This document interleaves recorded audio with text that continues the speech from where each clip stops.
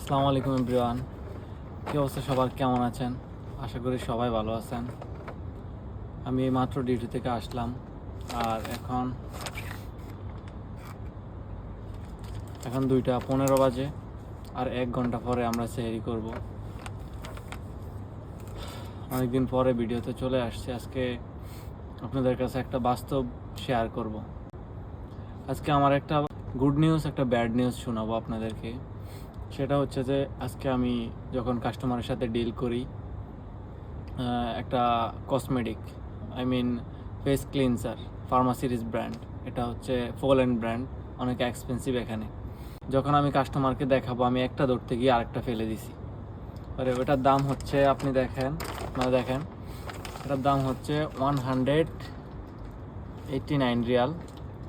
So এটা যখন আমি কাস্টমারকে দেখাইতে গেছিলাম তখন এটা আমার হাতের থেকে পড়ে এটার ইয়েটা ভেঙে গেছে, যেটা দিয়ে আমরা পুশ করি, এটা দিয়ে অটোমেটিক বের হয়। দেখেন প্রাইসটা, দেখেন শুধু 189 রিয়াল। এটা আমার হাত থেকে পড়ে ভেঙে গেছে।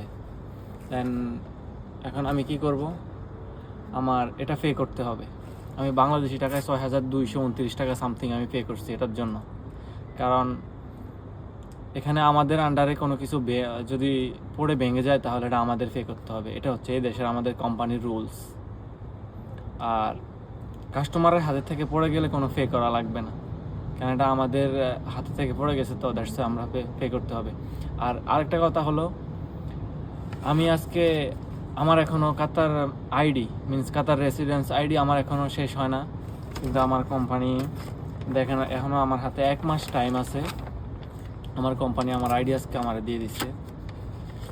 কোম্পানির এই যে এটা হচ্ছে আমার আইডি, কাতার আইডি বলে, আর অন্যান্য আরবিক কান্ট্রিতে বলে আকামা, বাট আইডি সুন্দর নাম আমি মনে করি। দেন আজকে আমি 6,200 টাকা শুধু আমি এটার ড্যামারেজ দিছি। আর এটা হচ্ছে একটা ক্লিনসার, ঠিক আছে?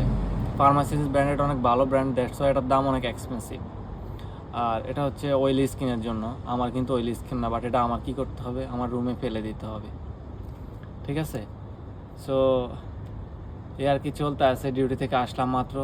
আরেকটা কথা হচ্ছে, যখন আমরা বাংলাদেশে ফার্মেসি লাইনে ছিলাম বা বাংলাদেশে ফার্মেসি করছি, আমি আমার নিজের ফার্মেসি ছিল, আমরা যদি বাংলাদেশে তো এত এক্সপেন্সিভ প্রোডাক্ট নাই, ঠিক আছে? যদি আমরা নর্মালি কিছু বাংলাদেশে ফার্মেসি থেকে ভেঙে ফেলতাম, তাহলে যদি আমি কোনো কারো আন্ডারে কাজ করতাম, তাহলে উনি হয়তো বা আমার একটু বকাঝকা করতো, দেন ঠিক হয়ে যেত, আমার এটার দাম পে করা লাগতো না। কিন্তু এখানে আমাদের কোম্পানিতে রুলস, আপনার রুলস ফলো করতে হবে।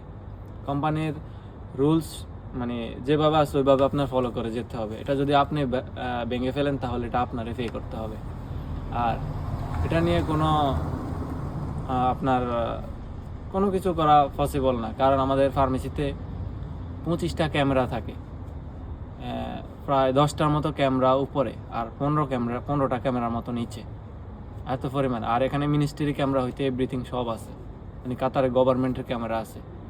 আপনি এখানে কোথাও যদি অকারেন্স করেন, আপনার নামে কোনো অকারেন্স থাকে, তাহলে আপনি ওই মিনিস্ট্রি ক্যামেরার মধ্যে পড়ে যাবেন, তারা ইনস্ট্যান্ট এসে আপনাকে এখান থেকে ধরে নিয়ে যাবে। সো কাতারে এমন কোনো কাজ আপনি করে বাঁচতে পারবেন না, ঠিক আছে?